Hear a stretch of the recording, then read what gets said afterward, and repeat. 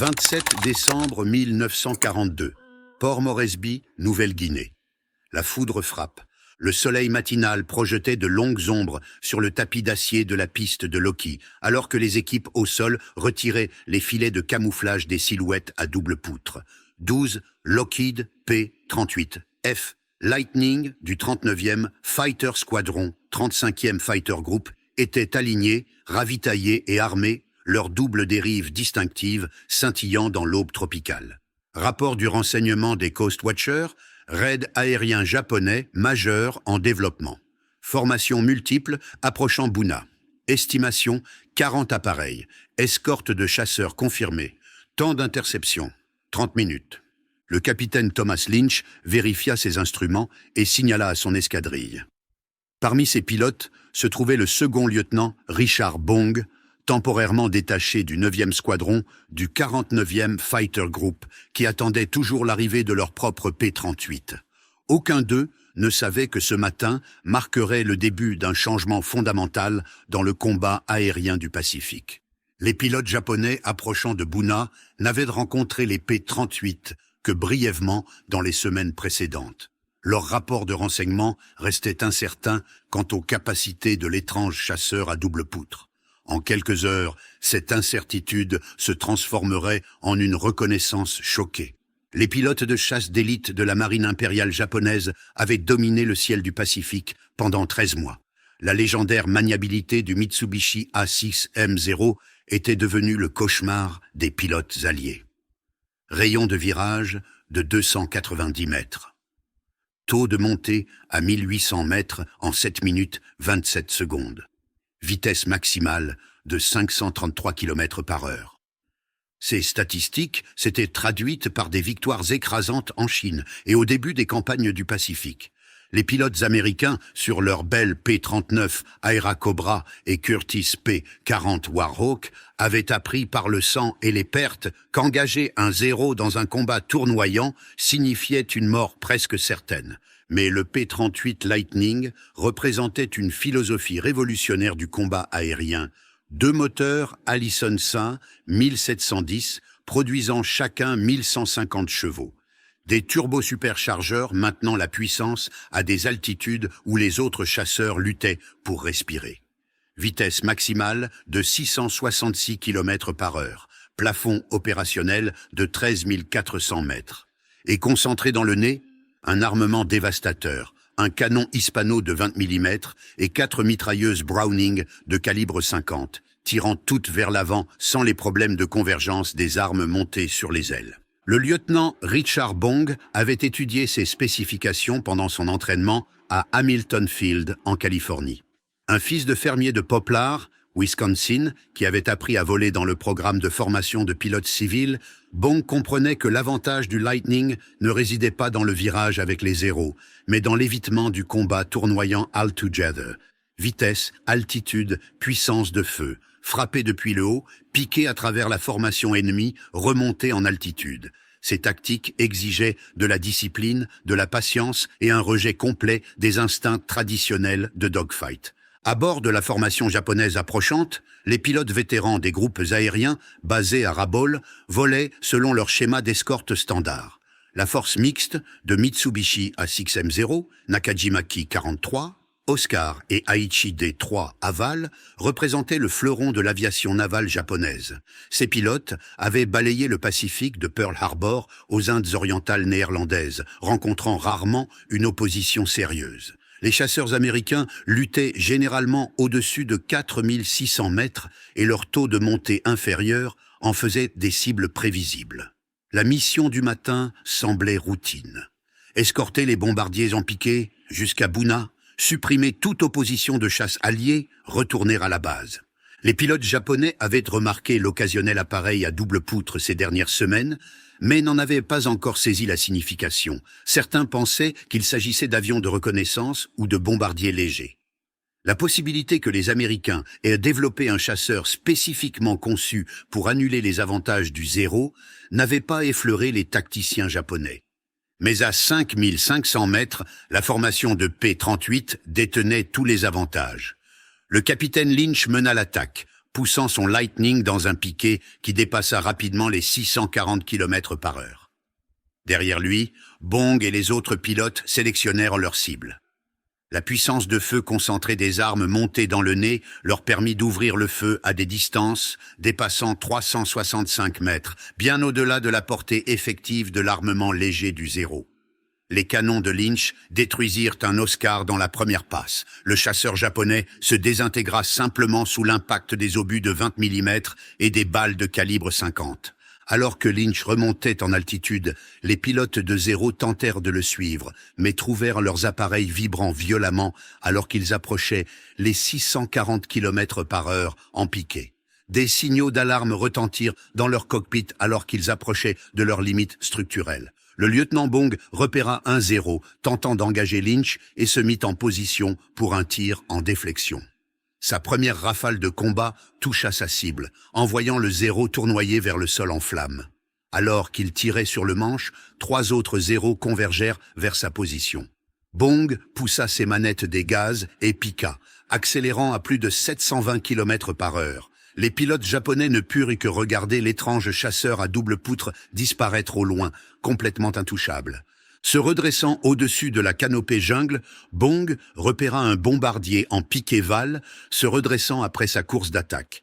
Une courte rafale à 90 mètres l'envoya s'écraser dans la jungle dans une boule de feu. C'étaient les 2 premières victoires confirmées de Bong, le début de ce qui deviendrait la carrière de l'as américain au plus grand nombre de victoires de la guerre. L'engagement dura moins de 10 minutes. Le 39e Squadron revendiqua 12 appareils japonais détruits, incluant des victoires par Lynch, Bong et le second lieutenant Karl Planck. Aucun P-38 ne fut perdu. Les rapports japonais d'après-action exprimèrent confusion et alarme. Les pilotes décrivirent des appareils possédant une vitesse et une capacité de montée impossibles, engageant le combat au-delà de la portée normale. Le monde confortable du combat en manœuvre horizontale, où les pilotes japonais excellaient, était soudainement devenu un champ de bataille vertical où la vitesse et l'altitude déterminèrent la survie. Cette transformation envoya des ondes de choc through le quartier général de l'aviation navale japonaise à Rabaul. Les officiers du renseignement s'empressèrent de réévaluer les capacités du P-38. Sa configuration bimoteur les avait amenés à le catégoriser comme un chasseur lourd, inadapté au combat air-air. Ils n'avaient pas anticipé que les ingénieurs américains avaient créé quelque chose de totalement nouveau. Un chasseur qui atteignait la supériorité par la manœuvre verticale plutôt que par l'agilité horizontale. La révolution technique, représentée par le P-38, devint de plus en plus claire through les rencontres suivantes. Les turbos-superchargeurs du Lightning lui permettaient de maintenir sa pleine puissance à des altitudes où les moteurs normalement aspirés perdaient 50% de leur puissance. Sa vitesse en piqué approchait le mur du son plus rapidement qu'aucun appareil japonais ne pouvait suivre sans défaillance structurelle. Sa capacité à convertir la vitesse en altitude signifiait que les pilotes de P-38 pouvaient regagner leur perchoir au-dessus des formations ennemies en quelques secondes après une attaque. Le 7 janvier 1943, la réalité de cette nouvelle menace devint indéniable. 9 P-38 escortant des bombardiers rencontrèrent environ 20 chasseurs japonais. La doctrine tactique traditionnelle suggérait que les Américains, en infériorité numérique, devaient adopter des positions défensives. Au lieu de cela, les P-38 montèrent à 7600 mètres et initièrent des attaques en piqué depuis des positions que les Japonais ne pouvaient atteindre. Le lieutenant Richard Bong, volant maintenant régulièrement avec le 39e Squadron en attendant les P-38 de son unité, démontra l'efficacité létale du Lightning. Piquant depuis l'altitude, il détruisit un Ki-43 Oscar avec un tir en déflexion à 275 mètres. Alors que les chasseurs japonais tentèrent de monter vers lui, Bong exécuta une chandelle qui le ramena à 6100 mètres, complètement hors de leur enveloppe d'engagement. De ce perchoir, il sélectionna une autre cible et répéta le processus. La géométrie du combat vertical était quelque chose que les pilotes japonais n'avaient jamais rencontré. Alors qu'un Zéro pouvait surpasser en virage n'importe quel chasseur américain, il ne pouvait égaler la vitesse du P-38 en piqué sans défaillance structurelle catastrophique. Ils ne pouvaient suivre la remontée en zoom du Lightning sans décrochage. Ils ne pouvaient attraper un P-38 qui choisissait de rompre le combat en utilisant sa vitesse supérieure. Le champ de bataille horizontal, où les pilotes japonais régnaient en maîtres, avait été remplacé par une arène tridimensionnelle où l'altitude et la vitesse primaient sur le rayon de virage. Les pilotes japonais vétérans luttèrent pour s'adapter. Tout leur entraînement mettait l'accent sur le combat manœuvré à courte portée, se placer dans la queue d'un adversaire par une capacité de virage supérieure. Contre le P-38, ces tactiques étaient inutiles. Au moment où un pilote de zéro se manœuvrait en position de tir, le Lightning était déjà à 1 mile de distance et montait trop des couches d'altitude que le chasseur japonais ne pouvait atteindre. L'impact psychologique s'avéra aussi dévastateur que le désavantage tactique. Les pilotes japonais, qui avaient joui d'une supériorité qualitative depuis le début de la guerre, se trouvèrent impuissants contre un ennemi qui refusait de se battre selon leurs termes. Le stress de scruter constamment le ciel au-dessus, sachant que la mort pouvait fondre d'altitude qu'ils ne pouvaient atteindre, éroda le moral. Certains pilotes développèrent des symptômes de fatigue au combat auparavant inconnus dans la culture militaire japonaise. En février 1943, la présence du P-38 dans le Pacifique Sud-Ouest s'étendait rapidement. Le 9e Fighter Squadron du 49e Fighter Group reçut enfin ses Lightnings. Le 80e Fighter Squadron du 8e Fighter Group commença la transition des P-39 au P-38. Le 475e Fighter Group, une unité entièrement équipée de Lightnings, se formait en Australie. Chaque nouveau squadron qui arrivait avait étudié les rapports de combat de pilotes comme Lynch et Bong, affinant les tactiques qui maximisaient les avantages du P-38. Les programmes d'entraînement institués par les commandants d'escadrille mettaient l'accent sur la discipline d'altitude avant tout. L'altitude est une assurance-vie devint le mantra. La vitesse, c'est la vie. Les pilotes apprirent à résister à l'instinct de virer avec les chasseurs ennemis, maintenant instead une vitesse élevée et utilisant les manœuvres verticales. Le yo-yo à haute vitesse permettait à un P-38 de convertir l'excès de vitesse en altitude tout en inversant la direction. L'attaque en tonneau utilisait la vitesse de roulis du Lightning pour maintenir le tir sur la cible tout en préservant l'élan. Les tentatives japonaises pour contrer ces tactiques s'avérèrent largement inefficaces. Le Kawasaki Ki-61 Tony, avec son moteur refroidi par liquide et son armement plus lourd, était conçu spécifiquement pour engager les bombardiers américains à haute altitude. Mais même le Tony ne pouvait égaler les performances du P-38 au-dessus de 6100 mètres. Le Nakajima Ki-44 Shoki mettait l'accent sur la vitesse et le taux de montée, plutôt que la maniabilité, mais restait inférieur aux capacités du Lightning. Les rapports de renseignement des unités japonaises révélèrent un désespoir croissant. Les pilotes reçurent l'instruction d'éviter le combat avec les P-38, sauf en cas de supériorité numérique écrasante et de position avantageuse. Même alors, l'engagement était découragé au-dessus de 4600 mètres, où l'avantage de performance du Lightning devenait insurmontable. Certaines unités tentèrent d'attirer les P-38 dans des combats tournoyants à basse altitude, mais les pilotes américains avaient appris à maintenir la discipline et à refuser l'engagement dans des conditions défavorables. La dynamique industrielle aggravait le désavantage tactique du Japon. La ligne de production de Lockheed à Burbank, en Californie, atteignait une efficacité remarquable. En mars 1943, l'usine produisait 10 P-38 par jour. Chaque appareil nécessitait environ 37 000 heures hommes à construire, mais la capacité industrielle américaine rendait cet investissement soutenable. La production aéronautique japonaise, contrainte par les pénuries de matériaux et les dommages dus au bombardement, peinait à remplacer les pertes au combat. Les disparités dans la formation élargirent encore l'écart. Les pilotes américains de P-38 arrivaient sur le théâtre avec 300 heures de vol ou plus, incluant 50 heures sur type. Ils avaient pratiqué les tactiques verticales, le tir et le vol en formation de manière extensive. Les pilotes de remplacement japonais, expédiés through des programmes de formation abrégés, avaient en moyenne moins de 100 heures de vol total. Beaucoup n'avaient jamais volé au-dessus de 6100 mètres avant de rencontrer des P-38 au combat. La bataille de la mer de Bismarck en mars 1943 démontra l'impact stratégique du P-38. Des Lightning assurèrent la couverture haute pour les bombardiers alliés attaquant un convoi japonais majeur. Quand les escorteurs Zéro s'élevèrent pour intercepter, les P-38 exécutèrent des tactiques verticales parfaites, détruisant de multiples chasseurs japonais tout en empêchant toute défense effective du convoi. 8 navires de transport et 4 destroyers furent coulés, portant un coup écrasant aux efforts de renforcement japonais. Parmi les pilotes de P-38 établissant leur domination sur les Salomon, plusieurs noms devinrent légendaires.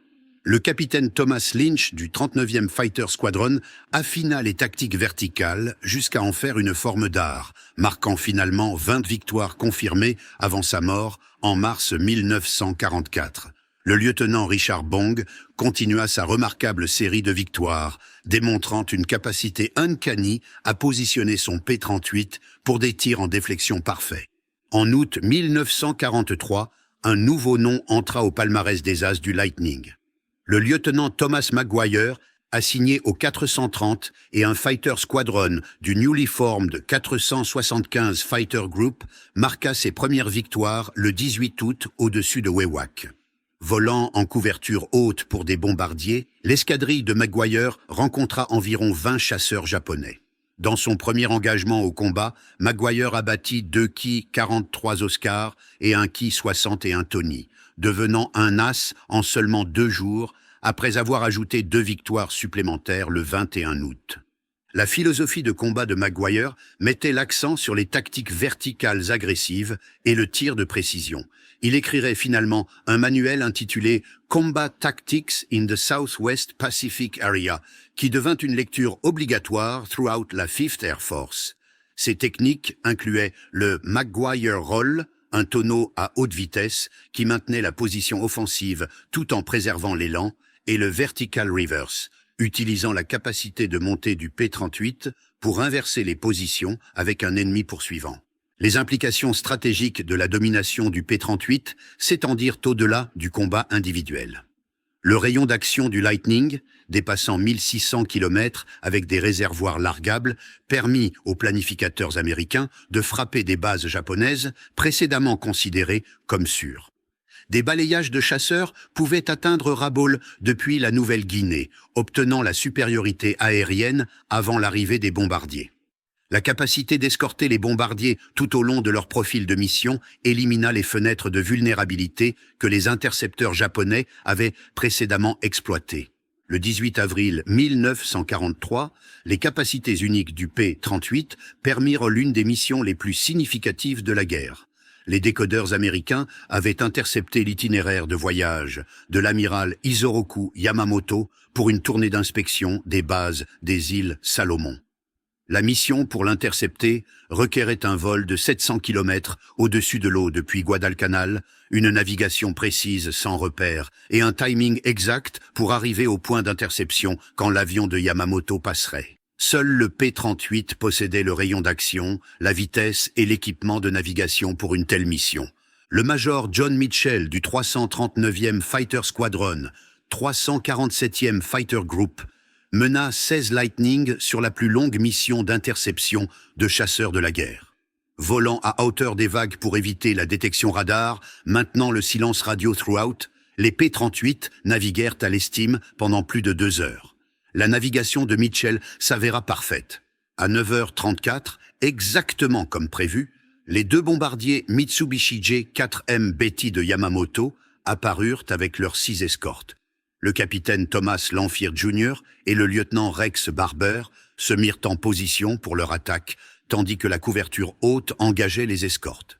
Le tir concentré de Barber envoya le bombardier de l'amiral s'écraser dans la jungle, tuant le stratège naval le plus brillant du Japon et portant un coup dévastateur au moral japonais. L'impact psychologique se répercuta through le leadership militaire japonais. Si les chasseurs américains pouvaient frapper à travers des centaines de kilomètres d'océan avec une telle précision, personne n'était en sécurité. Le mythe de l'invincibilité japonaise, déjà endommagé par Midway et Guadalcanal, subit un autre coup écrasant.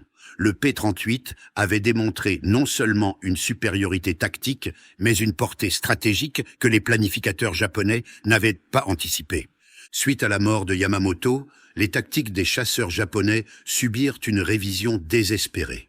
Les pilotes reçurent l'instruction d'attaquer les P-38 seulement lorsqu'ils possédaient l'avantage d'altitude, une supériorité numérique d'au moins 3 contre 1 et l'effet de surprise.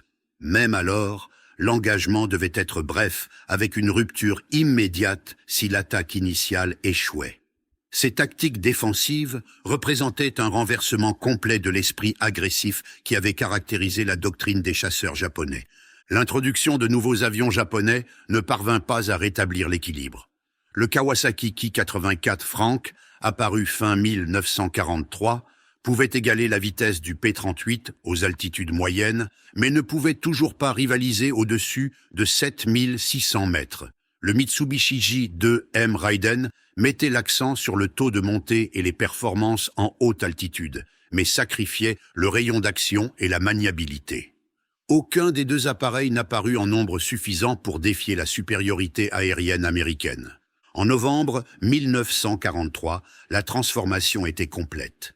Les opérations japonaises de jour sur les Salomon avaient virtuellement cessé. Les navires ne se déplaçaient que sous couvert de l'obscurité. Les convois de ravitaillement vers les bases avancées étaient conduits par des sous-marins et des destroyers rapides lors de raids nocturnes. La fière force aérienne navale japonaise qui avait balayé le Pacifique en 1941 à 42 avait été réduite à des opérations défensives furtives. Les statistiques racontaient une histoire stark. Dans l'année depuis le début des opérations significatives du P-38, les unités de chasse japonaises dans les Salomon et en Nouvelle-Guinée avaient subi des pertes catastrophiques. Le 251e Air Group, qui avait commencé 1943 avec 80 pilotes, n'avait que 10 membres originaux survivants à la fin de l'année. Le 214e Air Group perdit 70% de ses pilotes en 6 mois. Le 582e Air Group fut retiré du combat entirely après avoir perdu 80% de ses appareils en 4 mois d'opération contre des unités américaines équipées de P-38. Les pertes américaines, bien que non insignifiantes, étaient insoutenables. Les escadrilles de P-38 typiquement atteignaient des ratios de victoire de 5 pour 1 ou mieux. Plus important encore, les pilotes américains qui survivaient à être abattus étaient souvent secourus par les services de sauvetage air-mer et retournaient au combat. Les pilotes japonais qui tombaient en mer se noyaient usually. Les appareils américains endommagés au combat étaient réparés et retournaient en service. Les appareils japonais, avec des dommages similaires, étaient souvent abandonnés par manque de pièces détachées. La disparité industrielle continua de s'élargir. En décembre 1943, Lockheed avait livré plus de 2000 P-38 au théâtre de combat. La production mensuelle dépassait 400 appareils. La production japonaise de tous les types de chasseurs atteignait à peine 500 par mois, et beaucoup d'entre eux étaient retenus dans les îles principales pour la défense. L'arithmétique de la guerre d'attrition était devenue inexorable. Les standards de formation divergèrent encore plus. Les pilotes américains de P-38, arrivant fin 1943, avaient un entraînement extensif en tactique verticale, vol aux instruments et navigation à longue portée. Beaucoup avaient pratiqué les manœuvres de combat contre des avions japonais capturés, comprenant exactement les capacités et limitations de leurs adversaires. Les pilotes de remplacement japonais, expédiés through des programmes raccourcis de 2 ans à 6 mois, arrivaient avec une préparation au combat minimale et aucune expérience contre les P-38. La dimension humaine de cette transformation ne peut être négligée. Les pilotes japonais qui étaient entrés en guerre comme des guerriers d'élite confiants en leur supériorité se trouvèrent impuissants contre un ennemi qu'ils ne pouvaient atteindre ou attraper. Des lettres à la maison capturée après des batailles insulaires révélèrent une profonde démoralisation. Certains pilotes écrivirent avoir des cauchemars avec des ombres à double poutre piquant du soleil. D'autres demandèrent des transferts vers des unités terrestres plutôt que de faire à nouveau face à des P-38. Les pilotes américains, inversement, volaient avec une confiance croissante. Le P-38 leur donnait tous les avantages, vitesse, altitude, puissance de feu et rayon d'action. Ils pouvaient choisir quand et comment engager, maintenant toujours l'initiative. Ce avantage psychologique s'avéra aussi valuable que la supériorité technologique. Des pilotes confiants volaient plus agressivement, prenaient des risques calculés et obtenaient de meilleurs résultats. Richard Bong exemplifia cette confiance. En avril 1944, il avait surpassé le record de la Première Guerre mondiale d'Eddie Rickenbacker de 26 victoires. Sa technique de combat avait évolué vers une quasi-perfection. Bong montait à 9100 mètres, au-delà de la portée de tout chasseur japonais, puis sélectionnait soigneusement ses cibles. Ses attaques étaient rapides, précises et létales. Il utilisait en moyenne moins de 100 coups par victoire, démontrant une remarquable habileté au tir. Le total final de Bong de 40 victoires confirmées, toutes marquées sur P-38, représentait non seulement une compétence personnelle, mais une supériorité systématique. Ses victimes incluaient des as japonais vétérans qui ne pouvaient simplement contrer les avantages de performance du Lightning. Dans un engagement au-dessus de Hollandia, Bong abattit 3 chasseurs japonais en moins de 5 minutes en utilisant des tactiques verticales parfaites qui laissèrent ses adversaires incapables de répondre. Thomas Maguire poussa les capacités du P-38 encore plus loin. Son manuel sur les tactiques de combat devint une doctrine throughout le théâtre du Pacifique. Maguire soulignait l'importance du soutien mutuel avec des éléments de P-38 travaillant en ciseaux verticaux coordonnés qui piégeaient les chasseurs japonais entre de multiples Lightnings attaquants. Ces 38 victoires finales, marquées entre août 1943 et janvier 1945, démontrèrent l'efficacité létale de tactiques proprement exécutées. L'évolution technologique du P-38 continua throughout la campagne. Le modèle G introduisit des turbosuperchargeurs améliorés qui maintenaient la puissance au-dessus de 9100 mètres. Le modèle H comportait des moteurs améliorés produisant 1425 chevaux chacun. Le modèle J relocalisa les intercouleurs dans les poutres moteurs, améliorant la visibilité du pilote et les performances en haute altitude.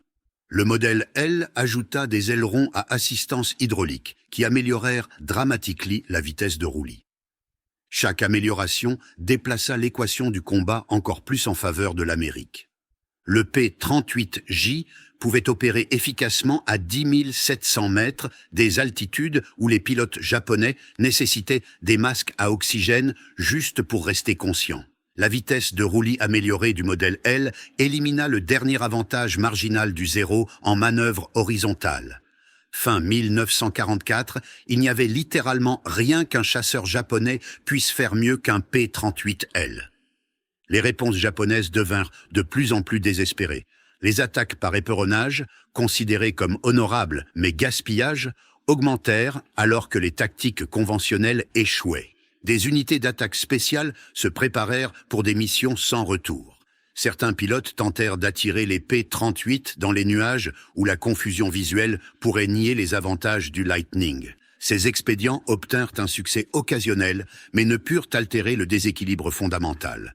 La campagne des Philippines de fin 1944 démontra les capacités matures du P-38. Les escadrilles de Lightning obtinrent la supériorité aérienne sur Leyte en quelques jours après l'invasion. Les tentatives japonaises de renforcement par air resulted en des pertes catastrophiques. Dans un engagement le 2 novembre 1944, les P-38 du 49e Fighter Group détruisirent 26 appareils japonais sans perte. De telles victoires unilatérales étaient devenues routine. La campagne de bombardement stratégique contre les bases japonaises fut rendue possible par l'escorte des P-38. Les B-24 Liberator pouvaient atteindre des cibles throughout le Pacifique Sud-Ouest, sachant que les escortes Lightning les protégeraient. Les intercepteurs japonais, incapables d'atteindre l'altitude des bombardiers quand les P-38 étaient présents, étaient réduits à des attaques inefficaces en marge. Les bases aériennes, les dépôts de carburant et les centres de ravitaillement furent systématiquement détruits. La variante de reconnaissance du P-38, désignée F5, fournit un renseignement crucial throughout la campagne. Volant à des altitudes extrêmes avec des caméras remplaçant les canons, ces photos Lightnings cartographièrent chaque installation japonaise dans le Pacifique. Leur vitesse et leur capacité d'altitude les rendaient nearly impossibles à intercepter. Le renseignement qu'ils recueillirent permit le ciblage précis des attaques subséquentes. Début 1945, la puissance aérienne japonaise dans le Pacifique Sud-Ouest avait effectivement cessé d'exister. Les quelques pilotes expérimentés restants avaient été retirés pour défendre les îles principales. Les pilotes de remplacement avec un entraînement minimal et des appareils obsolètes étaient sacrifiés dans des actions défensives futiles. Le P-38 avait atteint non seulement la supériorité aérienne, mais la suprématie aérienne. Le coût humain différentiel était staggering.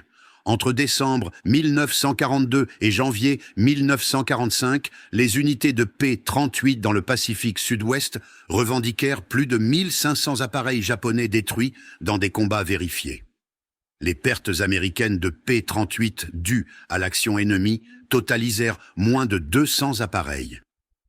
Le ratio de victoire dépassa 7-1, un fait sans précédent dans la guerre aérienne. Au-delà des statistiques, l'impact du P-38 fut transformationnel.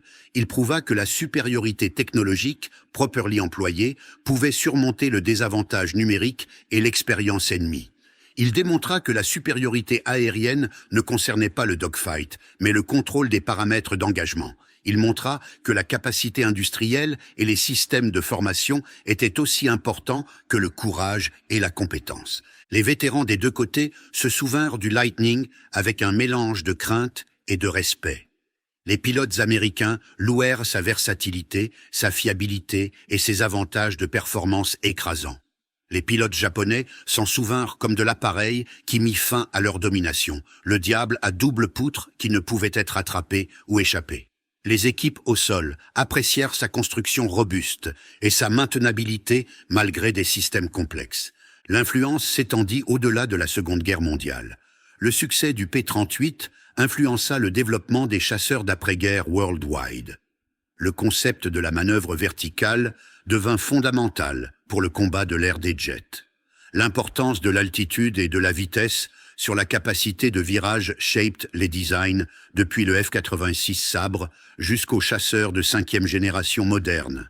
L'intégration de la technologie, des tactiques et de la formation que le P-38 exemplifia devint le template pour le développement de l'Air Force. L'équipe de design de Lockheed, menée par Clarence Kelly Johnson, avait créé plus qu'un simple chasseur réussi. Ils avaient révolutionné la guerre aérienne.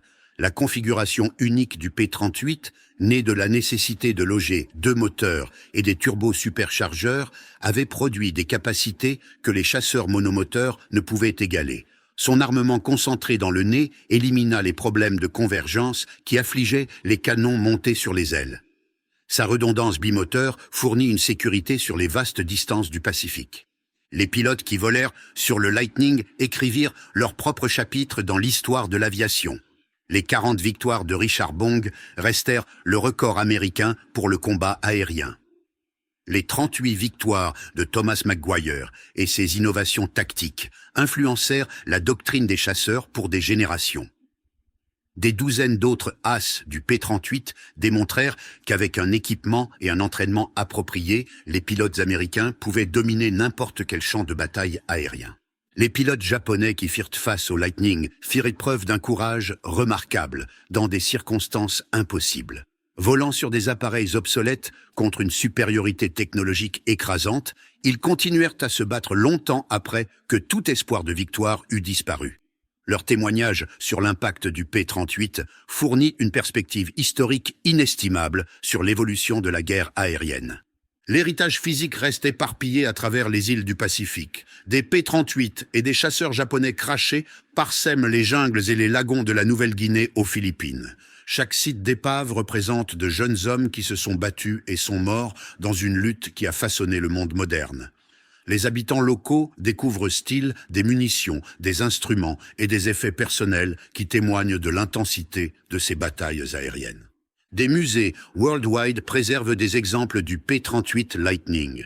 Des appareils restaurés volent lors de meetings aériens, leur silhouette distinctive à double poutre instantanément reconnaissable. Des vétérans se rassemblent pour partager des histoires de missions volées et d'amis perdus. les historiens continuent d'étudier les campagnes où le Lightning s'avéra décisif. L'appareil qui choqua les pilotes japonais en 1942 reste une icône de la réussite de l'aviation américaine. La doctrine militaire moderne reflète-t-il les leçons apprises dans ces cieux du Pacifique? L'altitude et la vitesse restent fondamentales pour le combat des chasseurs. La supériorité technologique doit être assortie de tactiques et d'un entraînement approprié. La capacité industrielle et la logistique déterminent la capacité de combat soutenue. L'intégration du renseignement, de la technologie et des opérations qui permit la mission Yamamoto reste la référence pour les frappes de précision. La transformation de décembre 1942 au début de 1945 était complète et irréversible. Les cieux qui avaient appartenu au Zéro appartenaient maintenant au Lightning. L'aviation navale japonaise, qui avait commencé la guerre comme peut-être la force aérienne la plus capable du monde, avait été systématiquement détruite. Le mythe du pilote de Zéro invincible avait été brisé par la technologie et l'entraînement américain. Dans l'analyse finale, l'impact du P-38 Lightning transcenda la simple victoire. Il représenta la réponse de la démocratie industrielle américaine à l'autoritarisme militaire. Il prouva que l'innovation pouvait surmonter la tradition, que la technologie pouvait triompher de l'expérience, que la supériorité systématique pouvait vaincre la compétence individuelle. Le chasseur à double poutre que les pilotes japonais avaient initialement rejeté avait changé la nature de la guerre aérienne pour toujours. La campagne des îles Salomon, où le Lightning choqua pour la première fois les pilotes japonais, devint le creuset où le combat aérien moderne est né. Chaque chasseur à réaction qui suivit, chaque engagement de missiles au-delà de la portée visuelle, chaque frappe de précision guidée par le renseignement trace sa lignée à ces batailles désespérées au-dessus des îles tropicales. Le P-38 ne gagna pas seulement une campagne, il transforma la nature même de la guerre aérienne. Pour les pilotes japonais qui survécurent, le souvenir d'avoir fait face au P-38 resta vivace des décennies plus tard. Dans des interviews d'après-guerre, les vétérans décrivirent l'impuissance à regarder des ombres à double poutre piquées depuis des altitudes inaccessibles. Ils se rappelèrent la frustration de tirs en déflexion parfait, tombant court parce que le Lightning était simplement trop rapide pour le lead properly. Ils se souvinrent d'amis et de mentors tombant un par un devant un ennemi qui redéfinit les règles du combat. Les vétérans américains se souvinrent différemment. Ils se rappelèrent la confiance venue du fait de voler sur le meilleur chasseur du Pacifique. Ils se souvinrent de la satisfaction d'exécuter des attaques en piqué parfaites tout en maintenant un contrôle complet de l'engagement. Ils se rappelèrent le soulagement de la sécurité des deux moteurs sur de vastes distances océaniques et l'avantage de toujours détenir la position haute. Le P-38 Lightning n'avait pas merely vaincu la puissance aérienne japonaise. Il avait révolutionné le combat aérien lui-même. Dans les cieux au-dessus des îles Salomon, entre décembre 1942 et la fin de la guerre, le futur de la guerre aérienne fut écrit. Ce futur n'appartenait pas au chasseur le plus maniable ou au pilote le plus compétent, mais à la nation qui pouvait produire une technologie supérieure, entraîner des pilotes efficaces et soutenir des campagnes prolongées. À la fin de la guerre, le P-38 Lightning avait choqué, consterné et ultimately détruit la puissance aérienne japonaise dans le Pacifique. Le chasseur à double poutre que les pilotes japonais avaient appris à craindre avait systématiquement éliminé leur capacité à contester le contrôle du ciel. Ce faisant, il avait assuré la supériorité aérienne américaine et hâté la fin de la guerre du Pacifique. La révolution qu'il commença dans ces batailles désespérées continue d'influencer la guerre aérienne aujourd'hui. Un témoignage durable de l'innovation américaine et du courage des pilotes qui firent voler le Lightning dans l'histoire.